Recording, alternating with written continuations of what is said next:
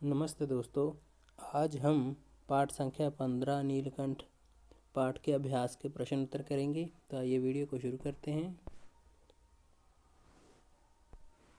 प्रश्न संख्या 1, मोर और मोरनी के नाम किस आधार पर रखे गए? उत्तर है, मोर की गर्दन नीली थी इसलिए उसका नाम नीलकंठ रखा गया, जबकि मोरनी मोर के साथ साथ रहती थी अतः उसका नाम राधा रखा गया। तो मोर की गर्दन नीली होने के कारण उसका नाम नीलकंठ पड़ गया था और मोरनी उसके साथ साथ रहती थी इसलिए उसको राधा नाम दिया गया। प्रश्न संख्या 2, जाली के बड़े घर में पहुंचने पर मोर के बच्चों का किस प्रकार स्वागत हुआ? उत्तर है, मोर के शवकों को जब जाली के बड़े घर में पहुंचाया गया तो दोनों का स्वागत ऐसे किया गया जैसे नववधू के आगमन पर किया जाता था। लक्का कबूतर नाचना छोड़ उनके चारों ओर घूम घूम कर गुटरुगू करने लगा। बड़े खरगोश गंभीर भाव से कतार में बैठकर उन्हें देखने लगे। छोटे खरगोश उनके आसपास उछल कूद मचाने लगे। तोते एक आंख बंद करके उन्हें देखने लगते हैं। तो जब मोर और मोरनी को लेखिका अपने किताबों वाले पढ़ने वाले कमरों से लेकर जाली वाले घर में छोड़ने जाती है, तो जब वो जाली वाले घर में जहाँ जीव भी रहते हैं, तो जब मोर और मोरनी को जाली वाले घर में रखा था तो सभी जीव जंतु अपनी अपनी प्रतिक्रियाएं करने लगे थे। मोर मोरनी को देख के जैसे कबूतर जब पहले नाच रहा था फिर उसने नाचना छोड़ दिया, इसी प्रकार वो गुटरगू करने लगा। और खरगोश थे बहुत ही गंभीर भाव से एक कतार में बैठे देख रहे थे मोर मोरनी को, और जो छोटे खरगोश थे वो इधर उधर खेल कूद कर रहे थे। तो इसी प्रकार जो तोते थे वो एक आंख बंद करके उन्हें देखने लगते थे। तो ऐसे ही सभी जीवों का अपना अपना प्रतिक्रिया रही मोर और मोरनी को देखने के बाद जब लेखिका उन्हें जाली वाले घर में छोड़ आई थी। प्रश्न संख्या 3, लेखिका को नीलकंठ की कौन सी चेष्टाएं बहुत भाती थी? उत्तर है, नीलकंठ देखने में बहुत सुंदर था। वैसे तो उसकी हर चेष्टा ही अपने आप में आकर्षक थी, लेकिन महादेवी को निम्नलिखित चेष्टाएं अत्यधिक भाती थी। गर्दन ऊंची करके देखना, विशेष भंगिमा के साथ गर्दन नीची कर दाना चुगना, पानी पीना, गर्दन को टेढ़ी करके शब्द सुनना, मेघों की गर्जना ताल पर उसका इंद्रधनुष के गुच्छे जैसे पंखों को मंडलाकार बनाकर तन्मय नृत्य करना, महादेवी के हाथों से हौले हौले चने उठाकर खाना, महादेवी के सामने पंख फैलाकर खड़े होना। तो जो महादेवी वर्मा है तो उसको जो नीलकंठ था उसकी कौन कौन सी अदाएं भाती थी, कौन कौन सी चेष्टाएं भाती थी? तो एक तो थी उसमें से गर्दन ऊंची करके देखना। जब मोर ऊंची गर्दन करके देखता था तो जो महादेवी वर्मा थी लेखिका थी उसको बहुत ही अच्छा लगता था। दूसरा, वो गर्दन नीची करके जब दाना चुगता था वो वाली जो मुद्रा है उसकी वो भी महादेवी वर्मा को भाती थी। तीसरा, जब वो पानी पीता था तो पानी पीने के बाद अपनी चोंच ऊपर कर लेता था, वो भी जो मुद्रा थी उसकी मोर की हरकत थी वो भी उसे बहुत अच्छी लगती थी। और जब वो कोई भी शब्द सुन रहा था तो अपनी गर्दन टेढ़ी कर लेता था, तो इसीलिए जब टेढ़ी गर्दन करके शब्द सुनता था वो भी महादेवी वर्मा को अच्छा लगता था। इसके अतिरिक्त बादलों की जब गर्जना होती थी तो वो अपने पंख फैलाकर इंद्रधनुष की भांति अपने पंख फैलाकर नाचने लग जाता था, और वो उसका जो नृत्य था, डांस था, नाचना, उसको लेखिका को बहुत ही प्रिय था, बहुत ही अच्छा लगता था।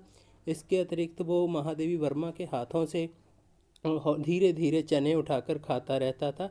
जब महादेवी वर्मा उसे खाने के लिए अपने हथेली पर रख के चने उसके आगे करती थी तो वो भी उसे बहुत अच्छा लगता था। इसके अतिरिक्त महादेवी के सामने वो पंख फैलाकर खड़ा हो जाता था तो वो भी उसको महादेवी वर्मा को बहुत ही अच्छा लगता था।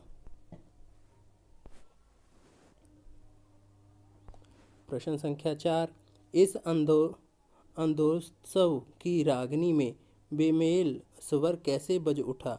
वाक्य किस घटना की ओर संकेत कर रहा है? तो उत्तर है, इस आनंदोत्सव में ही रागनी में बेमेल स्वर कैसे बज उठा, ये वाक्य उस घटना की ओर संकेत कर रहा है जब लेखिका ने बड़े मियाँ से एक अधमरी मोरनी खरीदी और उसे घर ले गई। उसका नाम कुब्जा रखा। उसे नीलकंठ और राधा का साथ रहना नहीं भाया। वह नीलकंठ के साथ रहना चाहती थी, जबकि नीलकंठ उससे दूर भागता था। कुब्जा ने राधा के अंडे तोड़कर बिखेर दिए। इससे नीलकंठ की प्रसन्नता का अंत हो गया, क्योंकि राधा से दूरी बढ़ गई थी। कुब्जा ने नीलकंठ के शांतिपूर्ण जीवन में ऐसा कोलाहल मचाया कि बेचारे नीलकंठ का अंत ही हो गया। तो जब लेखिका बड़े मियाँ की दुकान से दूसरी मोरनी ले आई थी, तो जो थोड़ी सी जिसके पैर में थोड़ा सा विकार था और लंगड़ा कर चलती थी, उसका नाम कुब्जा रखा था। जब उसको जाली वाले घर में रखा गया तो वो नीलकंठ और राधा के बीच में दूरियां लाने लगी। वो नीलकंठ और राधा को एक साथ नहीं देखना चाहती थी, इसलिए वो उसका स्वभाव ही हो गया कि वो हर एक जीव को मारने लगी। तो इसी प्रकार उसने राधा के अंडे भी तोड़ दिए थे, और जिससे नीलकंठ था जो उसका जो खुशी का कारण था वो अब ख़त्म हो गया था। इसी कारण कुब्जा ने नीलकंठ की शांति पूर्ण तौर से भंग कर दी थी। उसमें शोर मचा रखा था, उसको ठीक से रहने नहीं देती थी, क्योंकि वो राधा से दूर रह रहा था। इसी कारण कुब्जा के इतने सताने के बाद उसके जो नीलकंठ था उसके जीवन का ही अंत हो गया था। प्रश्न संख्या 5, वसंत ऋतु में नीलकंठ के लिए जाली घर में बंद रहना असहनीय क्यों हो जाता था? तो उत्तर है, जब वसंत ऋतु में जब आम के वृक्ष सुनहली मंजरों से लद जाते थे और अशोक के वृक्ष नए पत्तों में बक जाते थे, तब नीलकंठ जाली घर में अस्थिर हो जाता था। वह वसंत ऋतु में किसी घर में बंदी होकर नहीं रह सकता था। उसे पुष्पित और पुलवित वृक्ष भाते थे, तब उसे बाहर छोड़ देना पड़ता था। तो यहाँ पे ब के पैर में र डल गया, यहाँ पे जब ही है।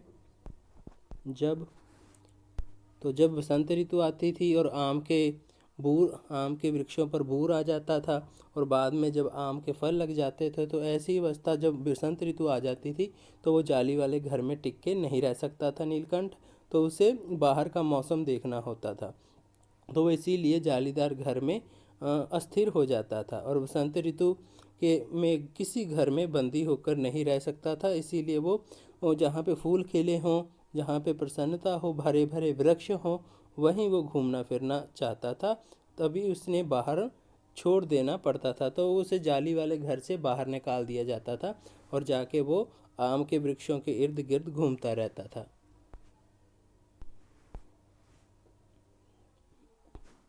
प्रश्न संख्या 6, जाली घर में रहने वाले सभी जीव एक दूसरे के मित्र बन गए थे, पर कुब्जा के साथ ऐसा संभव क्यों नहीं हो पाया? उत्तर है, जाली घर में रहने वाले सभी जीव जंतु एक दूसरे के मित्र बन गए, पर कुब्जा के साथ ऐसा संभव नहीं हो पाया, क्योंकि कुब्जा किसी से मित्रता करना नहीं चाहती थी। वह सबसे लड़ती रहती थी। उसे केवल नीलकंठ के साथ रहना पसंद था। वह और किसी को उसके पास नहीं जाने देती थी। किसी को उसके साथ देखते ही वह चोंच से मारना शुरू कर देती थी। तो जो लेखिका महादेवी वर्मा दूसरी मोरनी लेकर आई थी, जिसका नाम कुब्जा रखा था, तो वो किसी की मित्र नहीं बन पाई, जबकि जो सारे जालीदार घर में सारे मित्र बन गए थे जीव जंतु, पर वो इसीलिए नहीं बन पाए थे क्योंकि उसका स्वभाव ही चिड़चिड़ा था। वो किसी को एक साथ रहने ही नहीं देती थी। वो सिर्फ नीलकंठ के साथ रहना चाहती थी। जो भी उसके नीलकंठ के पास जाता तो वो उसको चोंच मारती थी। इसी कारण ही आपने कहानी पढ़ी हो तो देखा हैगा कि वो जो लेखिका का कुतिया होती है उसको भी चोंच मारती है, लेकिन जब कुत्ता उसे काट लेता है तो वो मर जाती है। तो उसका स्वभाव ही ऐसा है कि वो हर एक जीव से लड़ती झगड़ती रहती थी, इसीलिए उसकी मित्रता नहीं हो पाई किसी से, तो वो अकेली ही रहती थी।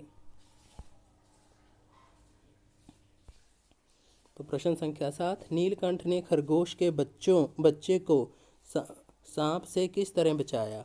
इस घटना के आधार पर नीलकंठ के स्वभाव की विशेषताओं का उल्लेख कीजिए। उत्तर है, एक बार एक सांप जाली घर के भीतर आ गया। सब जीव जंतु भागकर इधर उधर छिप गए। केवल एक शिशु खरगोश सांप की पकड़ में आ गया। सांप ने उसे निगलना चाहा और उसका आधा पिछला शरीर मुंह में दबा लिया। नन्हा खरगोश धीरे धीरे चीं चीं कर रहा था। सोए हुए नीलकंठ ने दर्द भरी व्यथा सुनी तो वह अपने पंख समेटता हुआ झूले से नीचे आ गया। अब उसने बहुत सतर्क होकर सांप के फन के पास पंजों से दबाया और फिर अपनी चोंच से इतने प्रहार उस पर किए कि वह अधमरा हो गया और फन की पकड़ ढीली होते ही खरगोश का बच्चा मुख से निकल आया। इस प्रकार नीलकंठ ने खरगोश के बच्चे को सांप से बचाया। इस घटना के आधार पर नीलकंठ के स्वभाव की निम्नलिखित विशेषताएं उभर कर आती हैं।